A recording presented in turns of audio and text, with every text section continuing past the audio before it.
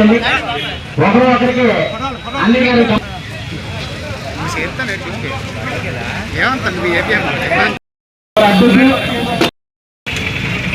ఆ యూతులందరూ మీదకి ఎక్కించు. మరి దయచి మన నాయక్ బాబు వెనక్కి వెళ్ళాలి. యూత్ కూడా మరి వెళ్ళరా వెనక్కి,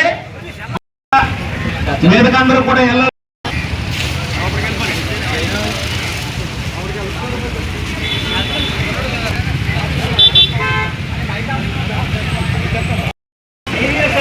సీనియర్స్ అందరూ కింద కూర్చోండి, యూత్ కూడా వాళ్ళందరూ కూడా మీద కూర్చోవాలని చెప్పి మరి కోరుకుంటున్నాం.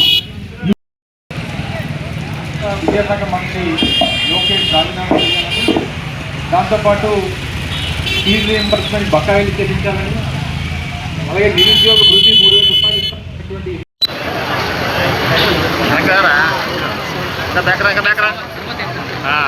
అర్థం కాదు.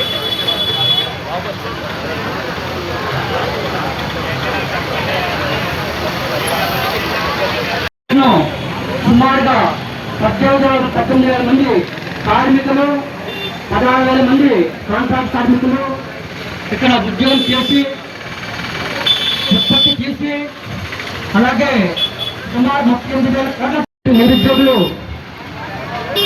తాలూకా భూమిని ఇచ్చి నిర్వాసితులయ్యి 26 ఎకరాల భూమి తాలూకా త్యాగం చేసి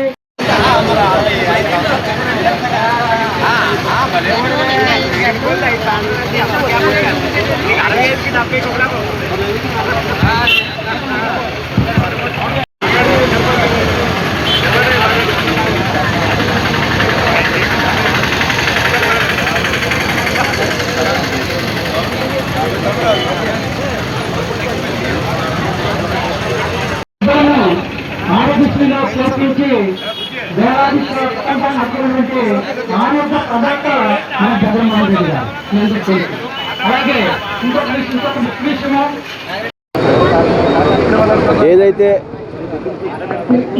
ఈ యొక్క డిఎస్సి ఎగ్జామినేషన్లో జరిగినటువంటి స్కామ్ మీద రాష్ట్ర వ్యాప్తంగా వైఎస్ఆర్ కాంగ్రెస్ పార్టీ ఆదేశాల మేరకు రాష్ట్ర ముఖ్యమంత్రి మాజీ ముఖ్యమంత్రి వర్యులు జగన్మోహన్ రెడ్డి గారు ఆదేశాల మేరకు రాష్ట్ర వ్యాప్తంగా ఈ యొక్క రిలే నిరాహార దీక్షలు కొనసాగుతున్నాయి.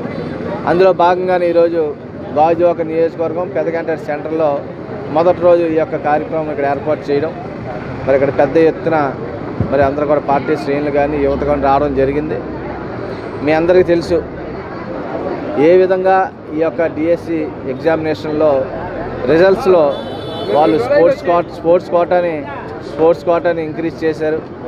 ఏ విధంగా బాగా చదువుకున్నటువంటి విద్యార్థులందరికీ కూడా సెలక్షన్లో పేర్లు లేకుండా చేశారు.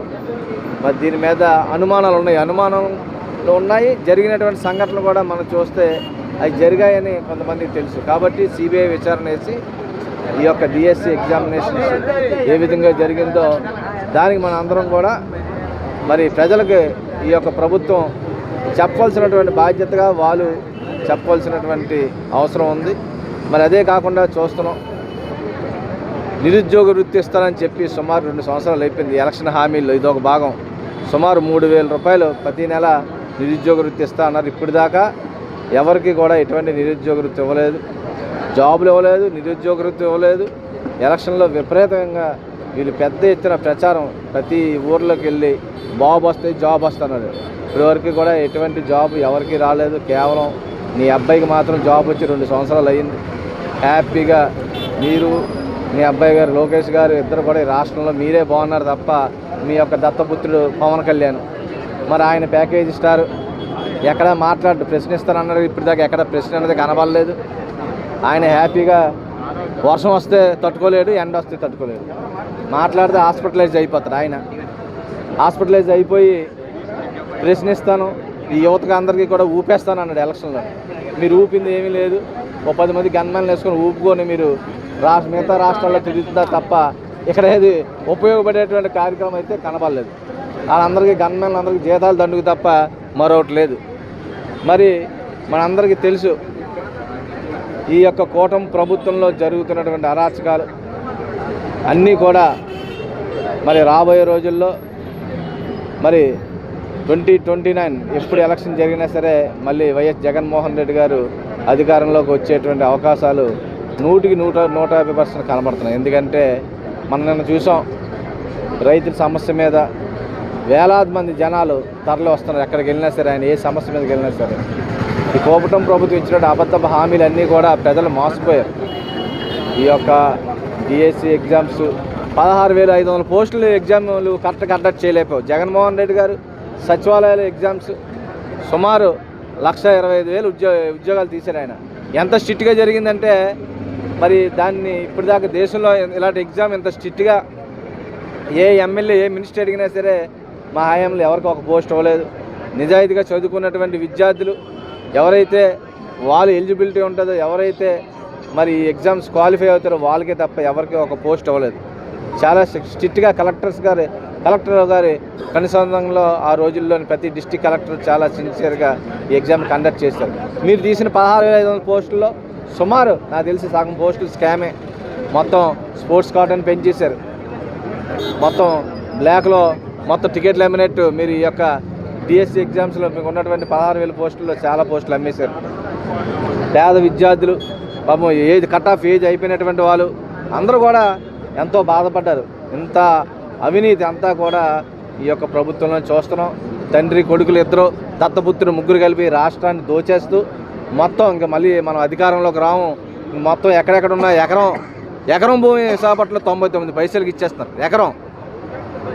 అలాంటిది విశాఖపట్నంలోనే మీరు ఎకరం భూ 99 పైసలు ఇచ్చి ఇప్పుడు 2 సంవత్సరాలు అయింది. ఎవరికైనా ఉద్యోగం వచ్చిందా? రాలేదు. అంతా కూడా బినామీ సంస్థలకు, వాళ్ళ తాలూకా వ్యక్తులకు మొత్తం భూములన్నీ దోచేశారు. మొత్తం విశాఖపట్నంలో ఖరీదైన భూములన్నీ కూడా దోచేశారు. మరి ఈ విధంగా మెడిసిన్స్ లేవు రాష్ట్రంలో. ఆరోగ్యశ్రీ ఈ యొక్క ఈ గవర్నమెంట్ హాస్పిటల్స్ కానీ, అర్బన్ ప్రైమరీ హెల్త్ సెంటర్స్ కానీ, విలేజ్ క్లినిక్స్ కానీ అన్నీ కూడా మొత్తం ట్యాబ్లెట్స్, మెడిసిన్స్, ఇన్స్ట్రుమెంట్స్ లేక దివాలా తీసే స్టేజ్లో ఉంది. మరి దీని మీద కూడా ఈ యొక్క చెప్పాలి. దీన్ని తక్షణంగా బాధ్యత వహిస్తూ డిఎస్సి ఎగ్జామ్స్లో ఏదైతే స్కామ్ జరిగిందో ఈ స్కామ్ మీద మరి విద్యాశాఖ మంత్రివర్యులు మన లోకేష్ గారు తక్షణమే రాజీనామా చేయాలి. ఆయన రాజీనామా చేయాలి. సిబిఐ విచారణ జరిపించాలి. నిరుద్యోగ వృత్తి 3,000 రూపాయలు ప్రతి నెల విద్యార్థులందరికీ కూడా పాపం వీళ్ళందరికీ ఇవ్వాల్సిన బాధ్యత ఈ ప్రభుత్వం మీద ఉంది. ఎందుకంటే ఎలక్షన్లో ఇచ్చినటువంటి హామీలో కీలకమైన హామీ మరి విద్యార్థులకి 3,000 రూపాయలు నిరుద్యోగ వృత్తి ఇవ్వాలని సందర్భంగా తెలియజేస్తారు.